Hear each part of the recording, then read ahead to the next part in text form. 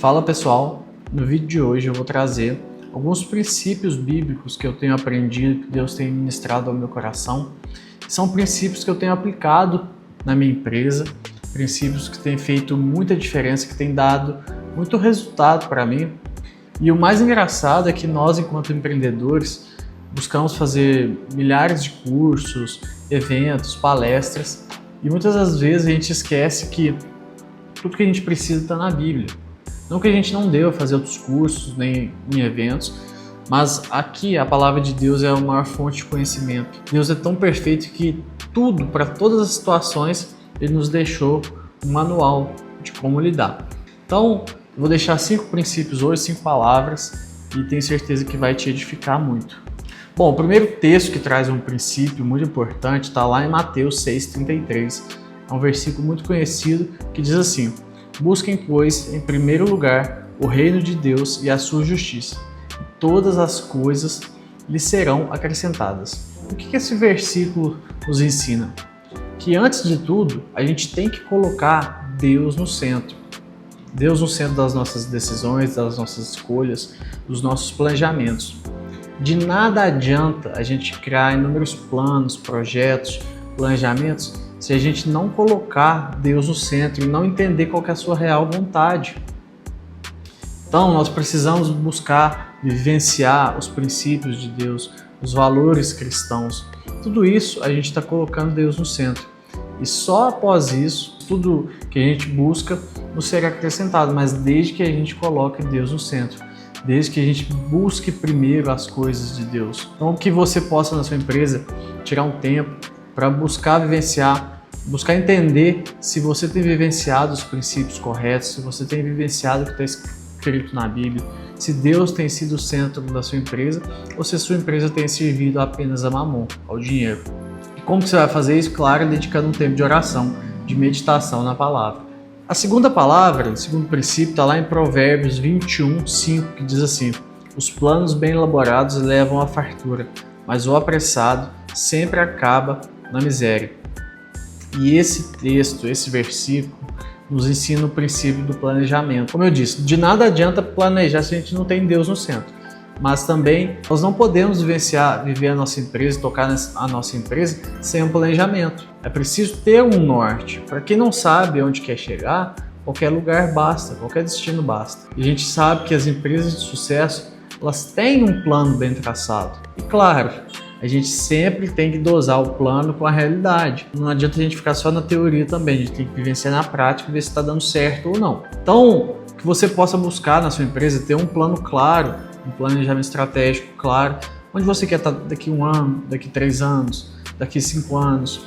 Qual o objetivo que você tem, por exemplo, ao implementar alguma coisa nova, quando você quer vender mais, quando você quer trazer um novo produto.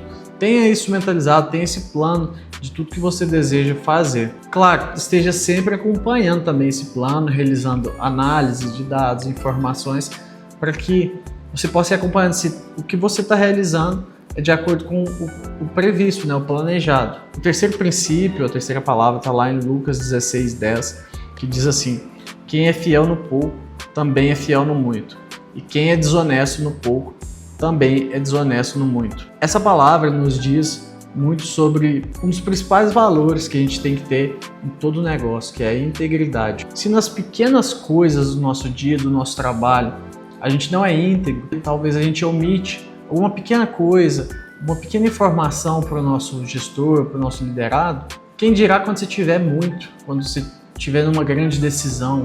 Se você faz isso com pequenas coisas, quem dirá quando você tiver uma grande oportunidade. Então nós precisamos cultivar e criar um ambiente de muita honestidade, principalmente se você é empresário. Cultive, valorize isso nos seus funcionários. Retire as pessoas do seu time que não são honestas e também demonstre excelência em cada entrega, que seja para o cliente que pague o menor valor que a sua empresa recebe, talvez a menor mensalidade ou compra pouco, até aquele cliente que compra muito, paga a maior mensalidade do seu negócio. O quarto princípio está lá em Provérbios, capítulo 12, versículo 24, que diz assim: as mãos diligentes governarão, mas os preguiçosos acabarão escravizados. Esse versículo ensina pra gente a importância do trabalho árduo, a importância de não ser preguiçoso. Nós estamos aqui para fazer o que precisa ser feito. Muitas das vezes, o que precisa ser feito não é tarefa legal.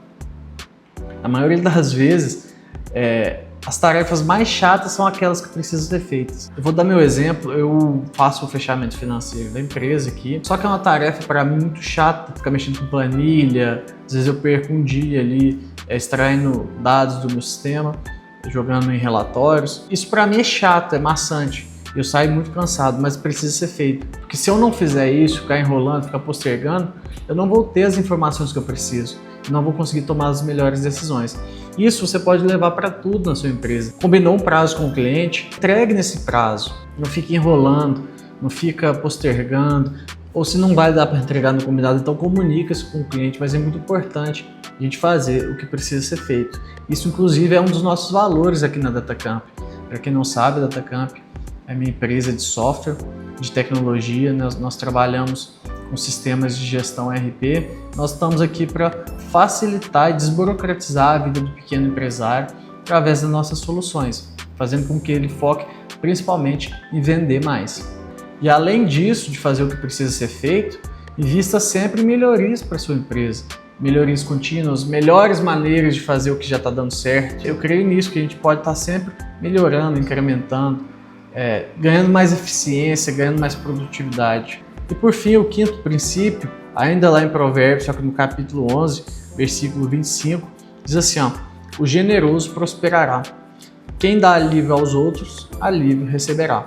Pessoal, o princípio para mim, a base da prosperidade, claro, tem muito trabalho envolvido, tem muita dedicação, tem muito empenho, a gente tem que fazer muitas coisas, mas a base de tudo para mim é a generosidade.